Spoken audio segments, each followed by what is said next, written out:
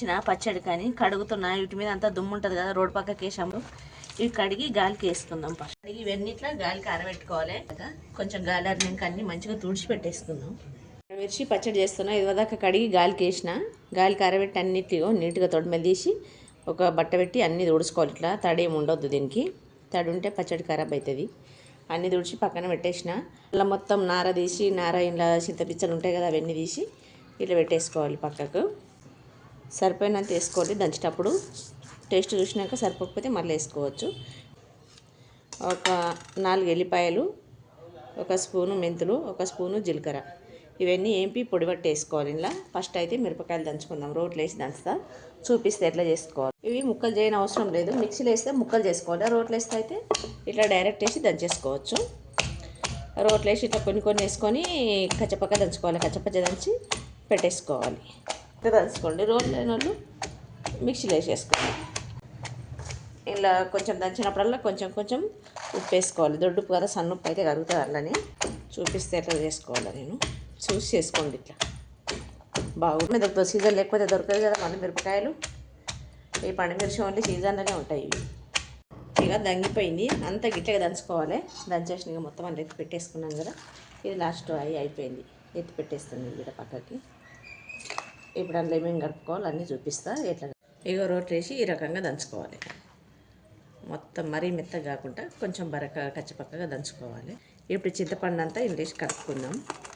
2 కేజీలు పచ్చిమిరపకాయలు.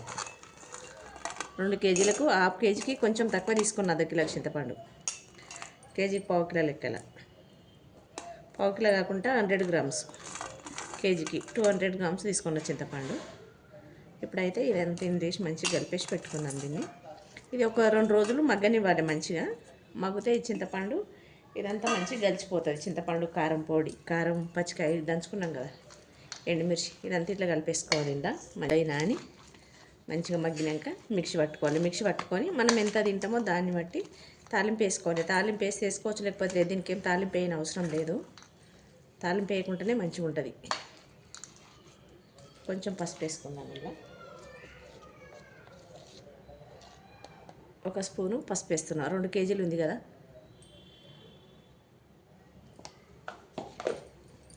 వేసి దీన్ని అంత ఇట్లా మంచిగా కలిపేసుకోవాలి. ఉప్పు దంచేటప్పుడు కొంచెం కొంచెం వేసిన దొడ్డుప్పు, ఇంకా కొంచెం పైకి వెళ్ళేసి కలుపుకుందాం.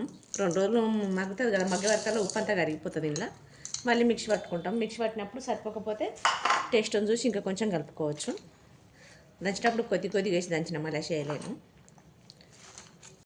అంతా దీన్నంతా ఇట్లా మంచిగా కలిపేసినాం కదా. కలిపి దీన్ని మంచిగా ఇట్లా ఒత్తాలి. ఇట్లా అంతా ఒత్తి పెట్టేసుకోవాలి. ఒత్తి పెట్టుకుంటే చింతపండు గిట్ట నానుతుంది. అందులో నాని మంచిగా ఊరుతుంది అన్నట్లు. ఇదంతా ఇట్లా అంతా మంచిగా వదిలి పెట్టుకొని పెట్టేసేయాలి పట్టుకు. ఉప్పు దీనికి అంతా మంచిగా పట్టుకుంటుంది. ఉప్పు, చింతపండు అంతా కలిపినాం కదంతా. ఇది మంచిగా మగ్గాలి. మగ్గినాక 2 రోజులు అయినాక చూపిస్తా దీన్ని ఎలా చేసుకోవాలో. ఇంకా నేను మెంతుల పొడి, జీలకర్ర అవన్నీ ఏమి వేయలేను. ఇప్పుడు దీని మీద ఒక మూత పెట్టుకోవాలి. మూత పెట్టేసి పక్కన పెట్టేసుకోవాలి. చూపిస్తా. 2 రోజులు అయింది మగ్గబెట్టిన, దంచి మగ్గబెట్టేసిన కదా, చూపిస్తా ఇప్పుడు. ఇప్పుడు దీన్ని అంతా ఇట్లా మిక్సీ పట్టేసుకోవాలి. దీన్ని రోట్లేసి అయినా దంచుకోవచ్చు. మంచిగా ఏదో చింతపండు అంతా ఇలా నానిపోయింది మంచిగా. జీలకర్ర, మెంతుల పొడి వేయలేదు, ఇప్పుడు వేస్తున్నా. వేసి మిక్సీ పట్టేసుకుందాం. వేసిన ఇంకా మిక్సీ పెట్టేటప్పుడు గిట్ట వేసుకోవచ్చు. వేసి దీన్ని అంతా ఇట్లా మంచిగా కలిపేసి మిక్సీ పట్టేసుకుందాం. ఇప్పుడు దీన్ని ఇగో పండుమిర్చి అయితే ఇలా రెడీ చేసుకోవాలి. ఉంది కానీ మిక్సీ పట్టి తాలింపు వేసింది వీడియో కొంచెం మిస్ అయింది. అది ఇగో తాలింపు వేసి ఇట్లా బాటిల్ అయితే పెట్టేసుకున్నాం. మనం ఎంత తింటామో అంతవరకు కొంచెం కొంచెం తీసుకొని మిక్సీ పట్టి తాలింపు వేసి ఇలా పెట్టుకోవాలి. వీడియో నచ్చినట్లయితే షేర్ చేయండి, లైక్ చేయండి, సబ్స్క్రైబ్ చేసుకోండి.